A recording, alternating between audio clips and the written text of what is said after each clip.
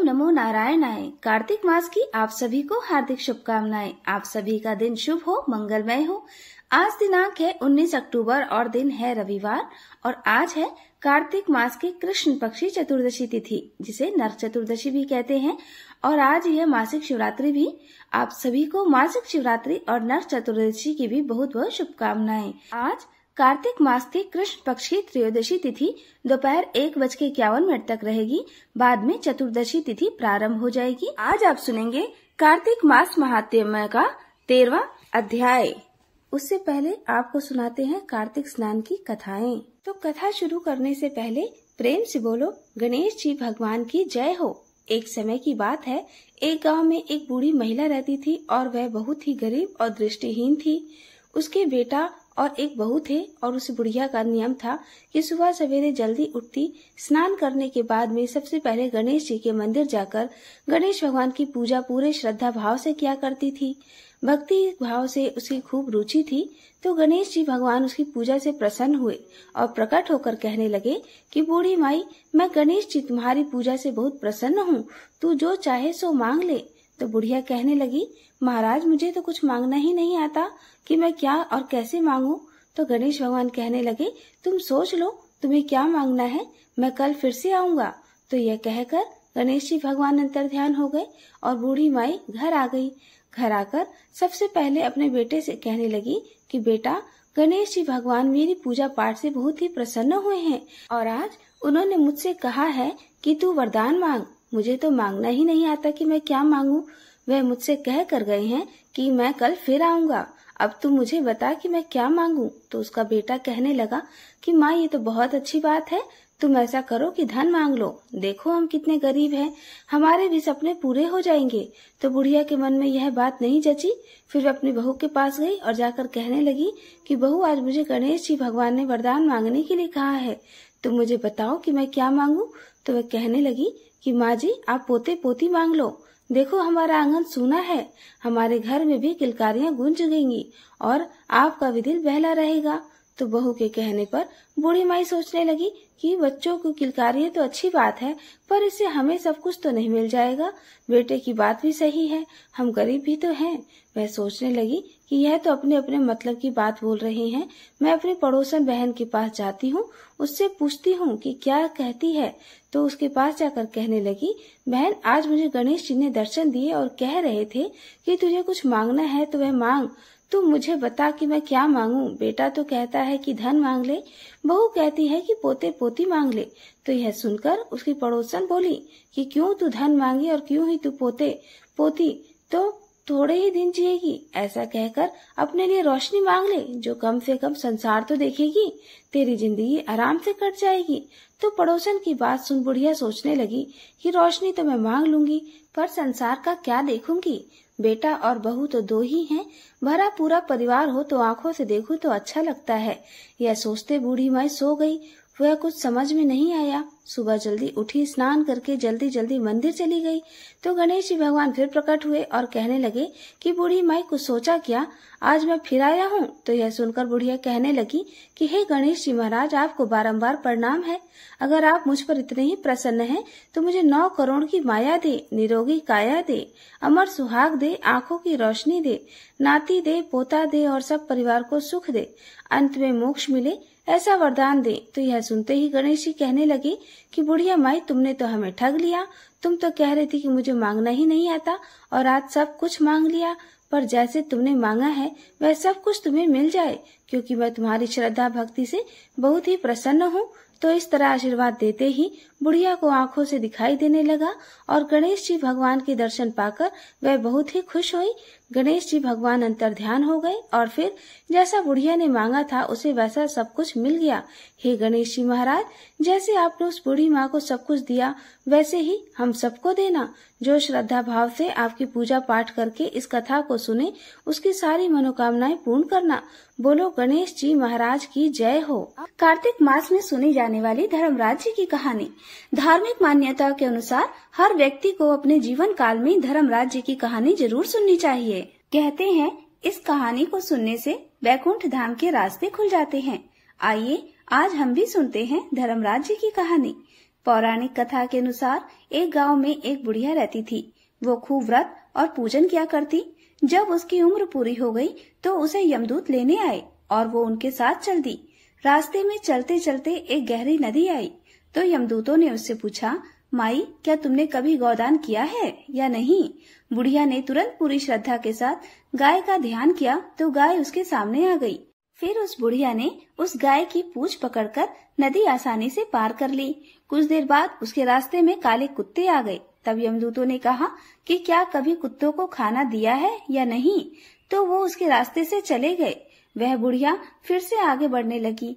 तब उसके रास्ते में कौवे आ गए तो यमदूतों ने बोला कि क्या तुमने कभी किसी ब्राह्मण की बेटी के सिर पर तेल लगाया है या नहीं? बुढ़िया ने फिर ब्राह्मण की बेटी का ध्यान किया तो वो कौवे वापस चले गए। अब आगे बढ़ने पर बुढ़िया के पैर में कांटे चुभने शुरू हो गए। यमदूतों ने बोला, क्या तुमने कभी खड़ाऊ या चप्पल का दान दिया है या नहीं? फिर उस बूढ़ी औरत ने ध्यान लगाया तो खड़ाऊ उसके पैरों में आ गई। बूढ़ी औरत फिर से आगे बढ़ी तो चित्रगुप्त जी ने यमराज से कहा, आप यहाँ किसे लेकर आए हो? तब यमराज जी ने कहा, बूढ़ी औरत ने दान पुण्य तो बहुत किए हैं, लेकिन उन्होंने अपने जीवन में धर्मराज के लिए कुछ नहीं किया, इसलिए आगे के द्वार इसके लिए बंद हैं। धर्मराज जी की सारी बात सुनने के बाद बुढ़िया बोली, आप मुझे सिर्फ 7 दिन के लिए धरती पर वापस भेज दें। मैं पूरी श्रद्धा से धर्मराज जी का व्रत और उद्यापन करके वापस यहाँ लौट आऊंगी। यमराज ने उसे धरती पर वापस भेज दिया। वो बूढ़ी औरत अपने गांव आ गई और गांव वालों ने उसे भूतनी समझकर अपने घर के दरवाजे बंद कर दिए। जब वो अपने घर गई तो उसके बेटे बहू भी डर के मारे दरवाजे बंद करने लगे। बूढ़ी औरत ने कहा, मैं भूत नहीं हूँ, मैं तो धर्मराज जी के यहाँ से आज्ञा लेकर सिर्फ 7 दिन के लिए इस धरती पर वापस आई हूँ। इन 7 दिनों में मैं धर्मराज जी का व्रत और उद्यापन करूंगी, जिससे मेरे लिए परलोक के रास्ते खुल जाएंगे। बुढ़िया की बातें सुनकर और उसके बेटे बहू उसके लिए पूजा की सामग्री में ले आए, लेकिन जब बुढ़िया कहानी कहती है तब वो हुंकारा नहीं भरते थे, जिससे बुढ़िया बाद में अपनी पड़ोसन को कहानी सुनाने लगी और वो हुंकारा भी भरने लगी। इस तरह से 7 दिनों तक उसने धर्मराज जी की विधि विधान से व्रत और पूजा करी और उसके बाद उद्यापन करके धर्मराज जी बुढ़िया को लेने के लिए विमान भेज देते हैं। स्वर्ग से आए विमान को देखकर उसके बेटे बहू के साथ सारे गांव वाले भी स्वर्ग जाने को तैयार हो जाते हैं। बुढ़िया उनसे कहती है, तुम सब कहाँ तैयार हो रहे हो? मेरी कहानी तो सिर्फ मेरी पड़ोसन ने सुनी है, इसलिए वही मेरे साथ जा सकती है। तब सारे गांव वाले उस बुढ़िया से धर्मराज जी की कहानी सुनाने का आग्रह करने लगे। तब बुढ़िया ने उन्हें भी कहानी सुना देती है। कहानी सुनाने के बाद गांव के सभी लोग विमान में बैठकर स्वर्ग को जाते हैं। तो धर्मराज जी कहते हैं, मैंने तो यह विमान केवल बुढ़िया को लाने के लिए भेजा था। तब बुढ़िया माई ने कहा, धर्मराज जी, मैंने अपने जीवन में जो भी पुण्य किए हैं उनमें से आधा भाग मैं अपने गांव वालों को देना चाहती हूँ। इस तरह से धर्मराज जी ने गांव के सभी लोगों को स्वर्ग में जाने दिया। हे धर्मराज महाराज, जैसे आपने उस बुढ़िया और गांव के सभी लोगों को स्वर्ग में जगह दी, उसी तरह हमें भी देना। साथ ही कहानी सुनकर हुंकारा भरने वालों को भी और कहानी कहने वालों को भी परलोक में जगह देना। तो यह थी धर्मराज जी की कहानी। अब सुनिए कार्तिक मास महात्म्य का 13वां अध्याय। नैमी शरण तीर्थ में उपस्थित ऋषि मुनियों से सूत जी महाराज ने कहा, अब मोक्ष के देने वाले सब व्रतों में उत्तम एकादशी के व्रत का महात्म्य भी सुनो।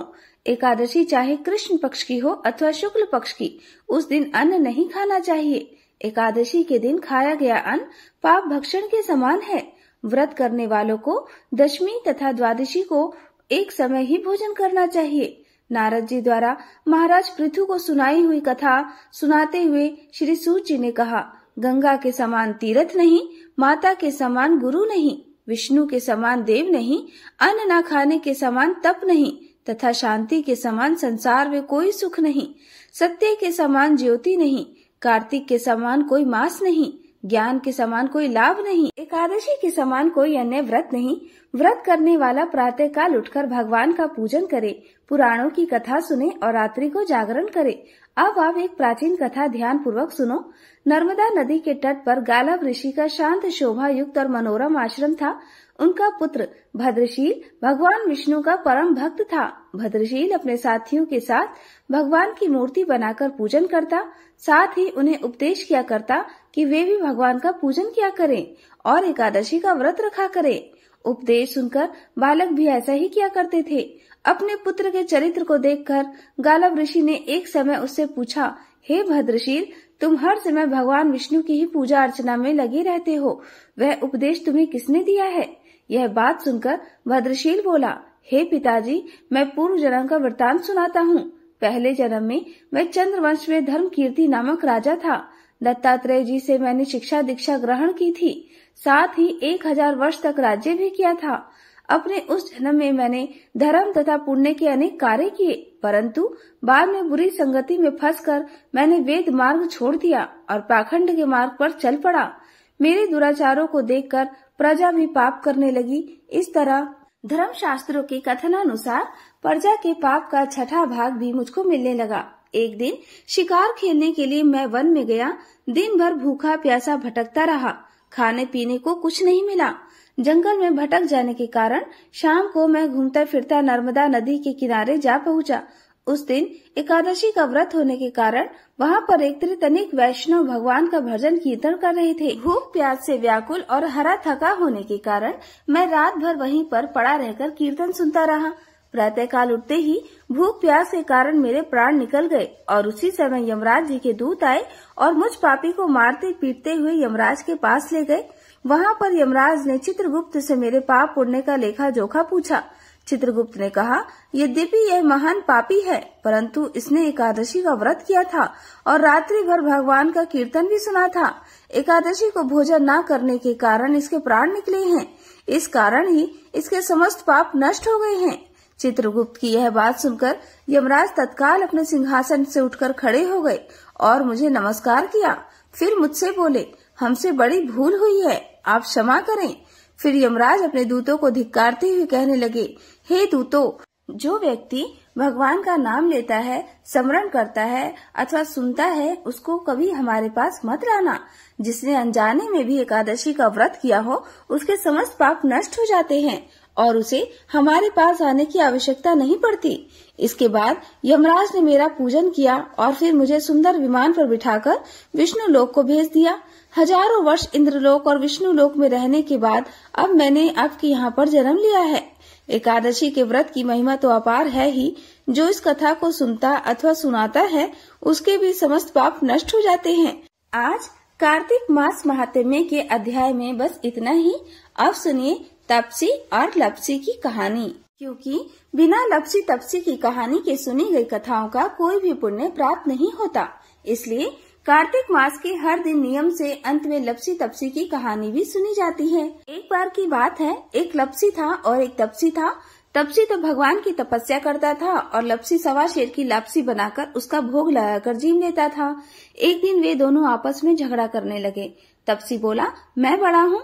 लपसी बोला, मैं बड़ा हूँ। इतने में देवर्षि नारद वहाँ आए और बोले, तुम दोनों क्यों झगड़ा कर रहे हो? लपसी ने बताया कि हे देवर्षि, मैं बड़ा हूँ। और तपसी ने कहा, मैं बड़ा हूँ। तपसी बोला, मैं सारा दिन भगवान की पूजा करता हूँ, इसलिए मैं बड़ा हूँ। यह सुनकर नारद जी ने कहा कि मैं तुम्हारा फैसला कल कर दूंगा। कार्तिक मास चल रहा था। दूसरे दिन लपसी और तपसी नहा कर आए तो नारद जी ने 1.25 करोड़ की अंगूठी उनके सामने फेंक दी।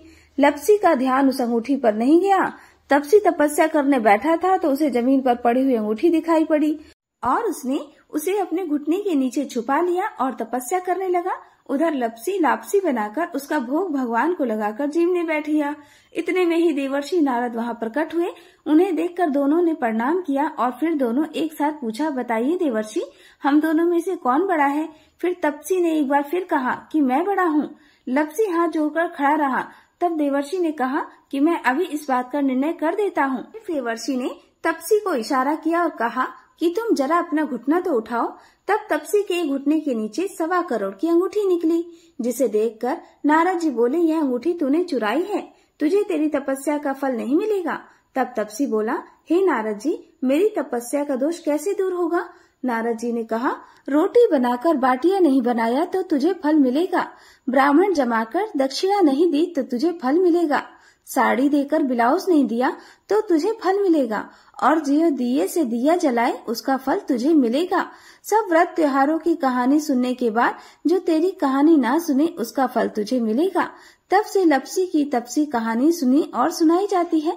कहानी सुनने के बाद कहा जाता है, लपसी का फल लपसी ना होयो, तपसी का फल तपसी ना होयो, माँ की कहानी कथा का फल माने को हो। यह थी लपसी और तपसी की कहानी। सभी प्रेम से बोलिए, कार्तिक के ठकुराई दामोदर जी की जय। अब सुनिए कार्तिक मास में सुनी जाने वाली पंच भीखू की कहानी। पुणे नहाई पड़वा नहाई, 5 रतन पंच तीरथ पंच भीखम नहाई, 1 टका मेरी गांठ में सुनियो रघुराई, आधे का लाई आंवला आधे की राई, राय दामोदर सांवला जिसने सृष्टि रचाई, राजा के घर उतरी पुत्री बनाई, राजा लाया ब्याह की रानी बन आई, 4 चक्कर 4 मकर 4 दिए की लौ, मैं तुझसे पूछूं श्री कृष्ण जी कब निस्तारा होए, जब आएगा कार्तिक का महीना तब निस्तारा होए। प्रेम से बोलिए कार्तिक के राय दामोदर की जय। अब सुनिए भीष्म पंचक यानी पंच भीखू व्रत कथा। किसी गांव में एक साहूकार रहता था और उसका एक बेटा और बहू भी उसके साथ ही रहते थे। साहूकार की बहू कार्तिक मास में रोज सवेरे उठकर गंगा स्नान करने के लिए जाती। सुबह जल्दी जाते समय वह किसी भी पराये पुरुष का मुंह नहीं देखती थी। यह उसका रोज का नियम था। एक राजा का बेटा भी रोज सवेरे गंगा स्नान करने के लिए जाया करता था। वह हैरान होता कि मैं इतनी जल्दी उठता हूँ स्नान करने के लिए, लेकिन कोई तो है जो मुझसे भी जल्दी उठकर स्नान कर लेता है। कार्तिक माह के 5 दिन बचे थे कि एक दिन साहूकार की बहू स्नान करके वापस जा रही थी और उस समय राजा का वह बेटा स्नान करने के लिए आ रहा था। आवाज सुनकर बहू जल्दी जल्दी जाने लगी, लेकिन जल्दबाजी में उसकी माला मोजड़ी वहीं छूट गई। राजा के बेटे ने उसकी माला मोजड़ी उठा ली और सोचने लगा कि जिस स्त्री की यह माला मोजड़ी इतनी सुंदर है वह स्त्री खुद कितनी सुंदर होगी। तब उसने पूरे गांव में घोषणा करवा दी कि यह जिसकी माला मोजड़ी है वह 5 रात मेरे पास आएगी। साहूकार के बेटे की बहू ने कहा, मैं 5 रात जाऊंगी, लेकिन किसी को साख भरने बैठा देना। राजा के बेटे ने एक तोते को पिंजड़े में बंद करके गंगा किनारे पर टांग दिया। बहू सुबह के समय आई, पहली पढ़ी पर पैर रखा और बोली, हे कार्तिक के ठकुराई दामोदर, 5 पांडु छठे नारायण, भीखम राजा, उस पापी को नींद आ जाए। राजा के बेटे को सचमुच नींद आ गई। वह नहा धोकर चलने लगी तो तोते से बोली, सुआ सुआ तेरे गल डालूंगी हीरा, मेरी साख भरियो वीरा। सुनकर सुआ यानी तोता बोला कि कोई वीर भी साख भरता है क्या? वह फिर बोली, सुआ सुआ सुआ तेरे पग घालूंगी नेवर, साख भरियो मेरे देवर। सुआ ने कहा, ठीक है भाभी, मैं तेरी साख रखूंगा। ये वह कहकर चली गई। राजा का बेटा हड़बड़ा कर उठा और सुआ से पूछा, सुआ सुआ वह आई थी, कैसी थी, बताना तो। सुआ बोला, आभा की सी बिजली, होली की सी झल, केला की सी कामिनी, गुलाब का सा रंग। अगले दिन राजा के बेटे ने सोचा कि आज तो मैं अपनी उंगली में चीरा लगाकर बैठूंगा, इससे मुझे नींद नहीं आएगी। अगले दिन वह राजकुमार अपनी उंगली को चीर कर लेट गया और साहूकार की बहू आई और भगवान से उसी तरह प्रार्थना करने लगी और उसके प्रार्थना करने पर राजकुमार को पहले दिन की तरह फिर से नींद आ गई। अब वह तो स्नान करके फिर से वापस चली गई। जागने पर राजकुमार ने तोते से फिर पूछा, सुआ सुआ वह आई थी क्या? तोते ने फिर से वही बात दोहरा दी। अब राजकुमार बोला कि आज तो मैं रातों में आंखों में मिर्ची डालकर बैठूंगा। रात में वह सचमुच अपनी आंखों में मिर्ची डालकर ही बैठ गया। साहूकार की बहू फिर आई, फिर से प्रार्थना की, जिससे राजकुमार को फिर से नींद आ गई। अब राजकुमार ने तोते से बहू के आने की बात पूछी। उसने फिर से वही बात दोहरा दी। राजकुमार अब फिर से सोचने लगा, आज तो मैं बिना बिस्तर के ही बैठूंगा। रात को बिना बिस्तर के वह बैठ गया। जब बहू कार्तिक स्नान करने आई तो उसने फिर से भगवान से प्रार्थना की। राजकुमार को फिर से नींद आ गई। जब वह स्नान करके जाने लगी तो आंखें बंद करके चली गई। राजकुमार जब उठा तो वह जा चुकी थी।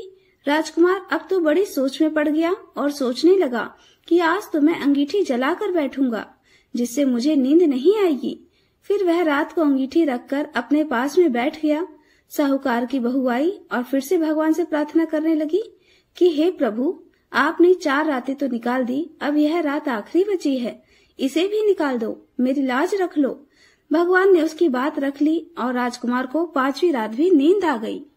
जब वो स्नान करके जाने लगी तो तोते से बोली, सुआ सुआ, इस पापी को कह देना कि 5 रातें पूरी हो चुकी हैं, अब वह मेरी मोतियों की माला मेरे घर भिजवा दे।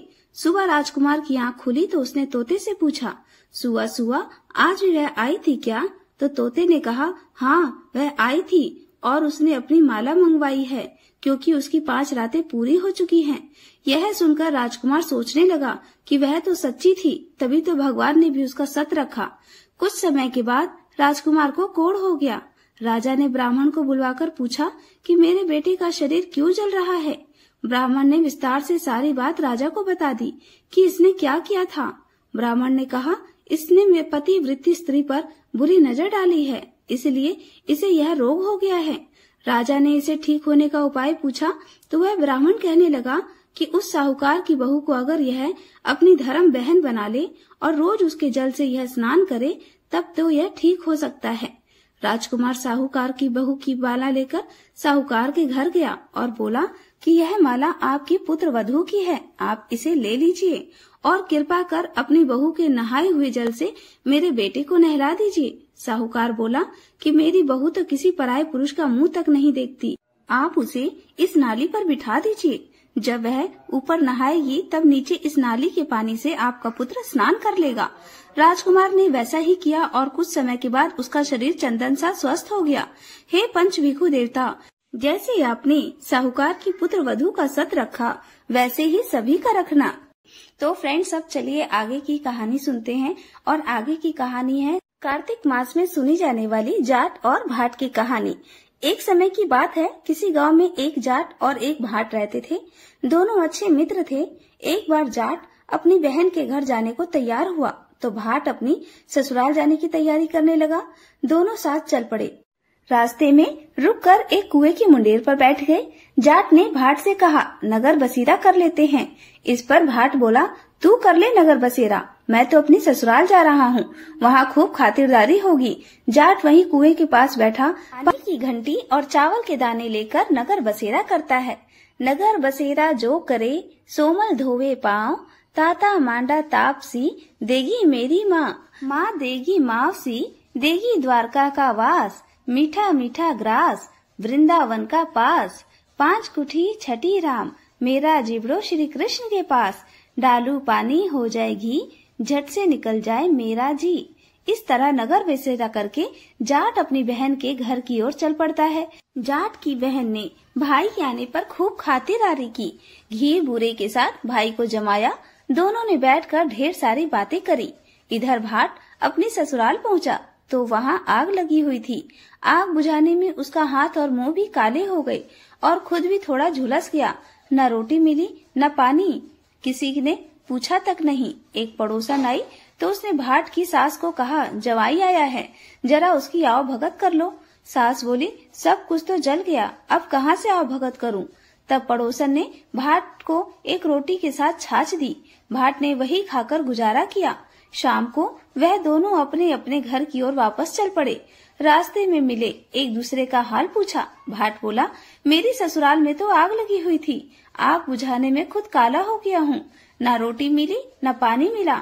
जाट बोला, मेरी बहन ने तो खूब खातिर करी, फिर बोला, मैंने कहा था ना नगर बसेरा कर लेते हैं, चल अब आजा नगर बसेरा कर ले। लेकिन भाट फिर न माना, कह दिया। भाट के जाने के बाद जाट फिर से पानी का लोटा और चावल लेकर बैठा और नगर बसेरा करने लगा। नगर बसेरा जो करे, सोमल धोवे पाँव, ताता मांडा तापसी, देगी मेरी माँ, माँ देगी मावसी, देगी द्वारका का वास, मीठा मीठा ग्रास, वृंदावन का वास, 5 कुटी छठी रास, मेरा जीवड़ो श्री कृष्ण के पास, डालू पानी हो जाए घी, झट से निकल जाए मेरा जी। ऐसा कहकर वह वहाँ से चल पड़ा। घर पहुँचते ही जाट की मौसी ने बहुत लाड़ प्यार किया। उधर भाट घर गया उसकी भैंस खो गई। उसका पिता एक लाठी लेकर उसकी ओर दौड़ा और कहने लगा, ससुराल गया तो आग लगा दी, अब यहाँ आया तो भैंस खो दी। जा पहले भैंस लेकर आ, तभी रोटी पानी मिलेगा। भाट सारा दिन भैंस ढूंढता रहा, लेकिन उसे भैंस कहीं नहीं मिली। जाट और भाट की मुलाकात फिर से बाजार में हुई। जाट ने भाट के हालचाल पूछे तो भाट बोला, वापस आते ही मेरी भैंस खो गई, तब से भैंस को ढूंढ रहा हूँ। रोटी का तो पूछो ही मत। जाट बोला, मैंने कहा था ना नगर बसेरा कर लेते हैं, लेकिन तूने मेरी नहीं मानी। जाट की बात सुनकर भाट बोला कि तेरे नगर बसेरे में इतनी ताकत है तो चल अब कर ही लेते हैं। दोनों ने बैठकर नगर बसेरा किया। नगर बसेरा जो करे सोमल धोवे पाँव, ताता मांडा तापसी देगी मेरी माँ। माँ देगी माओसी, देगी द्वारका का वास, मीठा मीठा ग्रास वृंदावन का वास। 5 उल्टी छठी रास, मेरा जीवड़ा कृष्ण के पास। डालू पानी हो जाएगी, झट से निकल जाए मेरा जी। दोनों के नगर बसेरा करने पर भाट जैसे ही आगे बढ़ा तो उसकी खोई हुई भैंस मिल गई, जिसे लेकर वह घर पहुंचा। घर पहुंचते ही माँ ने कहा, बेटे को आते ही घर से निकाल दिया, सारे दिन से भूखा प्यासा भटक रहा है। ऐसा कहकर माँ उसे घर के अंदर ले गई, खूब खिलाया पिलाया। इसके बाद से सारे नगर में ढिंढोरा पिटिया कि कार्तिक में सब कोई अपने पीहर या ससुराल आते जाते समय नगर बसेरा करें। कार्तिक महाराज के जैसे भाट को नगर बसेरा करने का फल मिला, वैसे ही इस कथा को कहते सुनते और हुंकार भरते सबको फल प्राप्त हो। जय कार्तिक महाराज की। अब सुनिए श्री तुलसी स्तोत्र। सनातन धर्म में तुलसी को अत्यंत पूजनीय माना जाता है। जिस घर के आंगन में तुलसी होती है वहाँ कभी कोई कष्ट नहीं आता और माँ तुलसी के नाम के उच्चारण मात्र से ही भगवान विष्णु प्रसन्न हो जाते हैं। तुलसी जी में जल चढ़ाने से घर में सुख समृद्धि आती है तथा हर प्रकार के रोग शोक आदि व्याधि से मुक्ति मिल जाती है। तुलसी जी की पूजा करते समय श्री तुलसी स्तोत्र का पाठ जरूर करना चाहिए। ऐसा करने से माता तुलसी जल्दी प्रसन्न होती हैं और माता तुलसी जी की पूजा का भक्तों को 2 गुना फल मिलता है। तो प्रिय श्रोताओं, अब आपको पुंडरीकृत तुलसी स्तोत्र का हिंदी अनुवाद सुना रहे हैं। आप सब भी अपने मन में श्रद्धा रखकर तुलसी स्तोत्र का हिंदी अनुवाद सुनिए। देवी तुलसी माँ को मेरा प्रणाम है, मैं आपको नमन करता हूँ। हे विश्व की पालक, आप श्री हरि की परम प्रिय हैं। हे देवी, आपकी शक्ति के कारण ब्रह्मा से लेकर सभी देवता इस संपूर्ण संसार को बनाए रखने और उसका अंत करने में सक्षम हैं। इसका अर्थ है कि आपके कारण ही ब्रह्मा जी के साथ अन्य देवतागण सृष्टि के निर्माण, उसके पालन पोषण और विनाश में लगे हुए हैं। देवी तुलसी जी, आपको मेरा प्रणाम है जो जीवन में कल्याण लाती हैं। उन देवी तुलसी को नमस्कार है जो विष्णु जी की प्रिय हैं और जो शुभ है, मुक्ति प्रदान करने वाली हैं, समृद्धि प्रदान करने वाली हैं। देवी तुलसी को नमस्कार है। देवी तुलसी को नमस्कार है। हे देवी, कृपया मुझे सभी प्रकार के दुर्भाग्य और विपत्तियों से बचाए रखना। हे देवी, आपकी महिमा का वर्णन करना, यहाँ तक कि आपका स्मरण मात्र ही मनुष्य को पवित्र बना देता है। देवी तुलसी जी को प्रणाम है। मैं देवी तुलसी को पूरी श्रद्धा के साथ प्रणाम करता हूँ, जो देवियों में सबसे प्रमुख है और जिनका तेजोमय रूप है, जिसे देखकर इस नश्वर संसार के सभी पापी अपने पापों से मुक्त हो जाते हैं। देवी तुलसी को मेरा प्रणाम है। इस पूरे विश्व को देवी तुलसी जी ने संरक्षित किया है, जिसमें गतिमान और अचल दोनों प्राणी शामिल हैं। देवी पापी व्यक्ति के सभी पापों को नष्ट कर देती है। एक बार जब वे उन्हें देखते हैं और भक्ति के साथ उनके सामने आत्मसमर्पण करते हैं, इसका अर्थ है कि माता तुलसी चर और अचर समेत पूरे जगत की रक्षा करती है और अपने दर्शन मात्र से ही पापी मनुष्यों के सभी पापों को नष्ट कर देती है। या फिर तुलसी जी के दर्शन मात्र से ही पापियों के पाप नष्ट हो जाते हैं। देवी तुलसी को मेरा प्रणाम है। जो भी श्रद्धा के साथ देवी तुलसी के सामने हाथ जोड़कर प्रणाम करते हैं, वे इस कलयुग के बंधनों को पार कर जाते हैं और सभी प्रकार के सुख और प्रसन्नता को प्राप्त करते हैं। फिर चाहे वह महिला हो, व्यापारी हो या अन्य कोई जन भी, तुलसी को मेरा नमस्कार। देवी तुलसी के सामने इस पृथ्वी पर कोई और देवता नहीं है। देवी विश्व को उसी प्रकार शुद्ध करती है जैसे वैष्णव भगवान विष्णु जी के संग से शुद्ध होते हैं। देवी तुलसी को मेरा प्रणाम है। इस कलयुग में भगवान विष्णु जी के माथे पर तुलसी पत्र चढ़ाना भक्तों के मस्तक पर विष्णु जी के वरदान, कृपा और आशीर्वाद को हमेशा बनाए रखता है। इसका अर्थ है कि जो भी व्यक्ति इस कलयुग में भगवान श्री विष्णु के मस्तक पर तुलसी जी को अर्पित करता है, उसके ऊपर हमेशा भगवान विष्णु जी का आशीर्वाद बना रहता है। देवी तुलसी को नमस्कार है। तुलसी जी में हमेशा सभी देवी देवताओं का वास रहता है, इसलिए इस संसार में तुलसी जी की पूजा करना सभी देवी देवताओं की पूजा के समान है। इसका अर्थ है कि तुलसी जी की पूजा से सभी देवों की पूजा संपन्न हो जाती है। देवी तुलसी को मेरा नमस्कार है। आप सब कुछ जानने वाली हैं और भगवान विष्णु जी की प्रिय हैं। अपने भक्तों को आप सभी प्रकार की समृद्धि प्रदान करती हैं। देवी कृपया मुझे सभी प्रकार के पापों से बचाएं। हे देवी तुलसी जी को नमस्कार है। पहले के समय में यह भजन बुद्धिमान पुंडरीक के द्वारा हर रोज भगवान श्री विष्णु जी की पूजा करते हुए उन्हें तुलसी के पत्तों से अलंकृत करते हुए गाया जाता था। देवी तुलसी जी को नमस्कार है, जिनके 16 नाम हैं। तुलसी, श्री, महालक्ष्मी, विद्या, अविद्या, यशवनी, धर्म का अवतार यानी धर्मिया, धर्म ननाना, देवी, देवी, देव मनः प्रिया यानी देवियों और देवों को प्रिय लक्ष्मी जी की प्रिय सखी, देवी, स्वर्ग, भूमि यानी पृथ्वी, अचला यानी स्थिर, चला यानी अस्थिर। देवी तुलसी के इन 16 नामों का भक्तगण पाठ करते हैं या महिमा गाते हैं।